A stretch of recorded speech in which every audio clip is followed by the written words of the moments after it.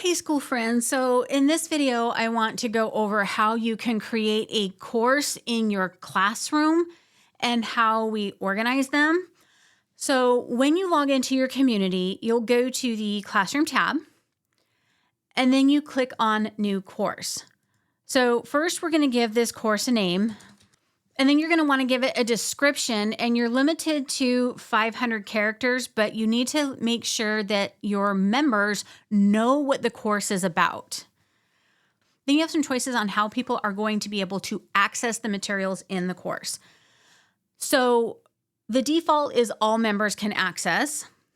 You can tie it to a specific level unlock, and there are 9 levels, so you can use this as a reward for participation. You can let people buy the course as a one-time price to unlock, or you can make it private and then say just specific members on a tier or specific members can access the course.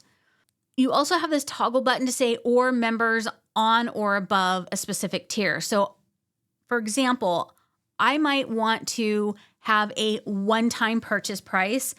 I'm just putting a crazy price in there. I wouldn't charge that.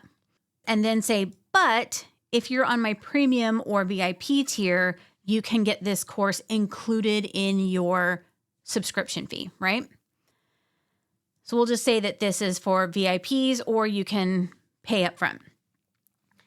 And then from here, you would just upload a cover, and I'm just going to pick the thumbnail for a recent video. And then the last thing that you can choose is whether or not there should be affiliate commissions associated with this course. So what this means is if one of your members recommends somebody else to buy it, then they will get a small commission based on the commissions you've set up in the settings, which I'll show you the settings in another video.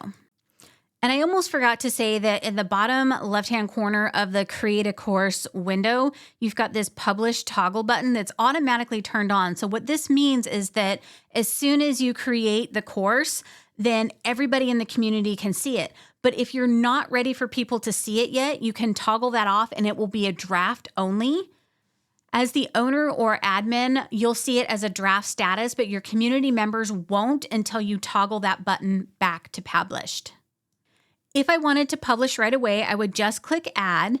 And this is where people tend to get a little confused when they're not familiar with the Skool language. Like, how do they talk about things, right? So when you first create a course, you have one page. So think of a page like a lesson.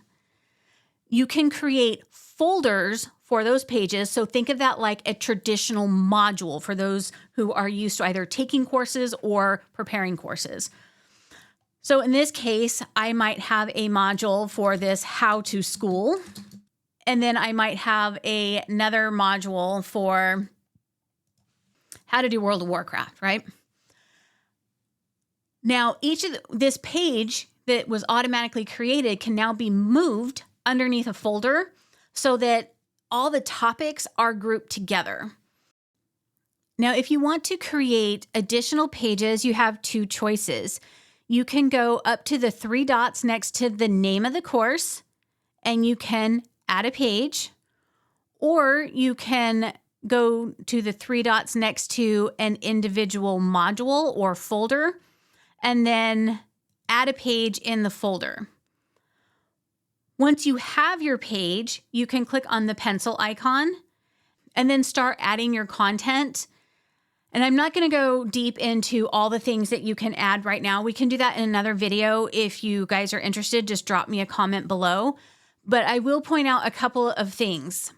When you want to add a video, you can either get a link to YouTube, Loom, Vimeo, or Wistia, or you can add a video directly from your hard drive and have it hosted natively on Skool, so that you don't have to upload the video to one place and then link it to Skool. You can keep it all in one container if that works better for you.